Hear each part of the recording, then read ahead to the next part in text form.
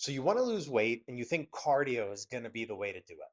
Well, we're going to take you to school and we're going to talk exactly why strength training is superior to cardio when it comes to losing weight. So let's start with the basics. When you decide that you want to lose weight, the first thing you need to do is you need to create a calorie deficit. All that means is here's how many calories you are burning in a day, and you need to eat fewer calories than what you're burning in a day. If there's a gap between the number of calories that you're burning, number of calories that you're eating, then you're going to start to lose weight. And in an ideal world, that weight is going to come from fat and not from muscle. But we're going to get there in a second. So we're creating a calorie deficit. For the purposes of this video, we're talking about cardio versus strength. So we're going to leave the nutrition piece out of it. There's lots of other videos if you guys want to click here and watch where I talk about nutrition and building calorie deficits and macros, all that stuff. Right now, we're just talking cardio versus strength. So we're just focusing on the output part of that equation, how much I move, how much I burn.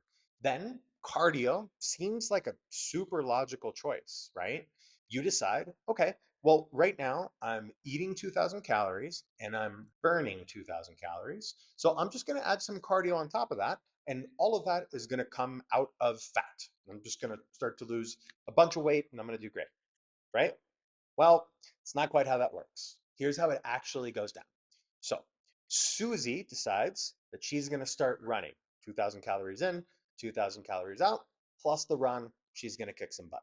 So, first week, her plan works beautifully. She goes out for a run. She burns, let's exaggerate, 500 calories during her run. She runs a bunch of miles.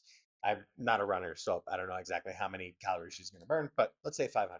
So she burns 500 calories running, and then she gets all excited. She's like, okay, this is working. I just get to run my couple miles every day, and I'm going to keep burning my 500 calories.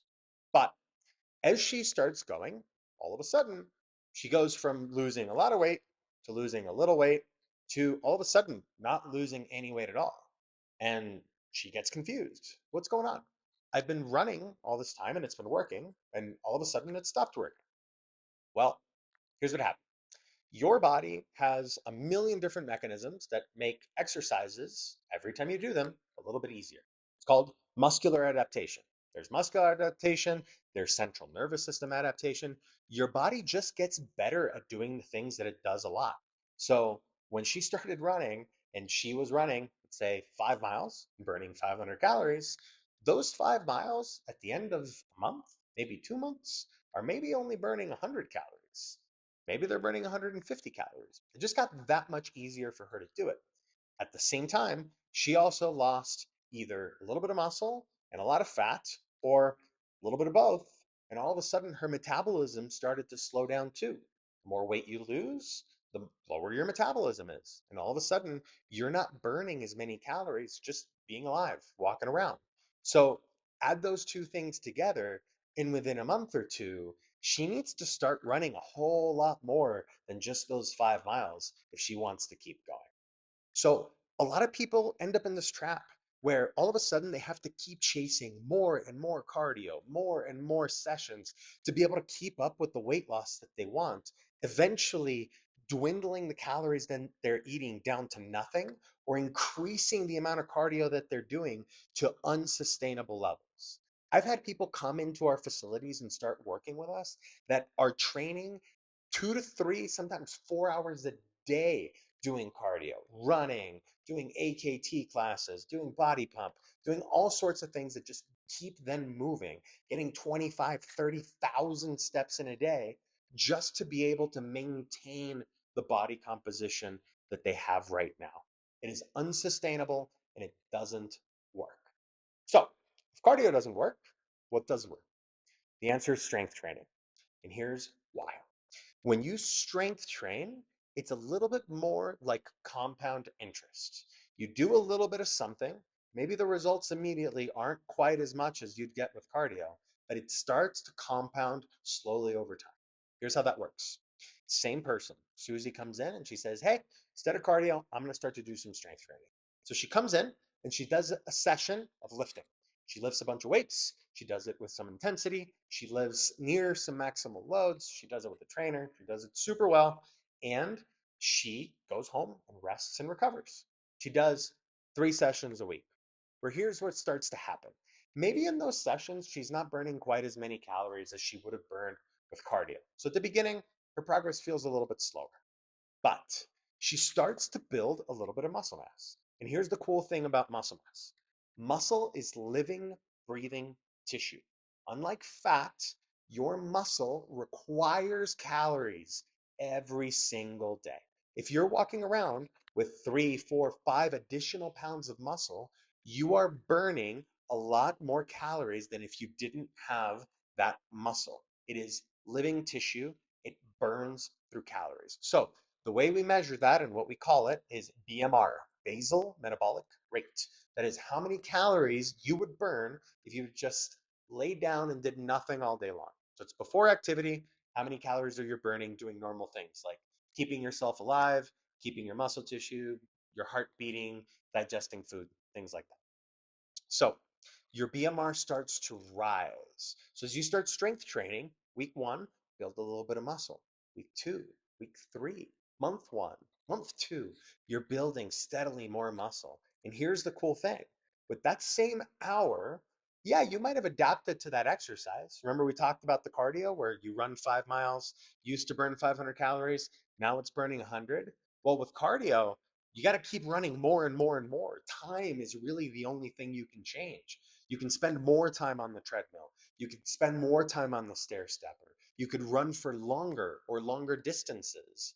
But with strength training, guess what you could do? Just make the exercise heavier. You could go a little bit harder. You can increase the intensity without increasing the time domain. So those same 3 hours a week will progressively get harder. Maybe week 1, Susie was deadlifting 100 pounds, but by month 3, she's deadlifting 180 pounds. She's almost doubling the effort that she's putting in. And as a result, she's increasing the number of calories that she's burning, and she's getting closer and closer to the goals that she's looking for. There's all myriad of other benefits that come with building muscle. With building muscle comes stronger bones. Building muscle comes being stronger, just physically being able to do more stuff. Cardio is really useful, and you get a fair bit of cardio when you do strength training, but the opposite is not true. You are not going to build muscle doing a bunch of cardio. So do the strength training, and if you need cardio for something else, add a little bit on top of that. When you strength train, your heart is still going to get stronger because you are going to be exerting a lot of effort. Particularly if you do this with a coach, you're going to be out of breath. You're going to improve your cardiorespiratory capacity by doing strength training. And the strength that you get is going to allow you to do all sorts of things. One of my favorite client stories, I talk about it in another video, is a client that started doing a lot of training, a lot of lifting. And one day she came up to me, gave me a big hug, and was all excited that she could carry the 50-pound bags of gravel at Home Depot on her own. Made her so excited. It's a big deal to her. She'd never been able to do that before. The guy at Home Depot said, like, hey, do you want me to carry these to your car? And she was like, nah, I got it. And picked up the 50-pound bags and hauled them to her van.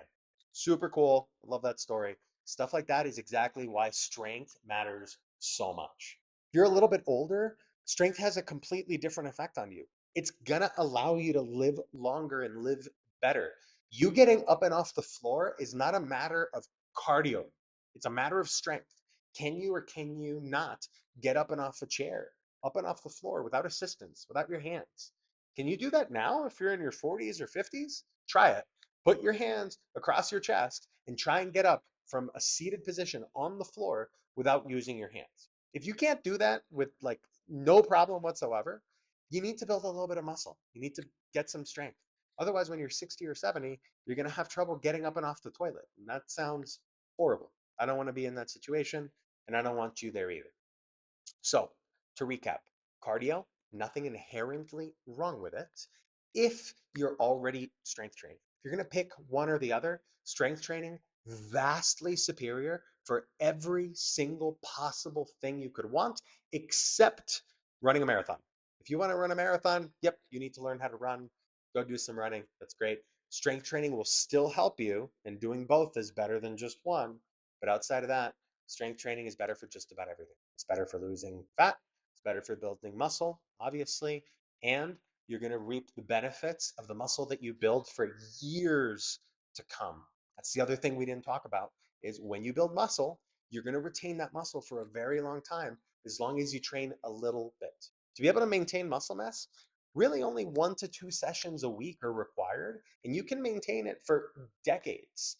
Cardio goes away a lot quicker. If you're not training on a pretty consistent basis, your body goes back to a pretty standard base level of cardiovascular endurance. So, all in all, strength training superior to cardio. I hope you take my word for it. I hope you start training soon.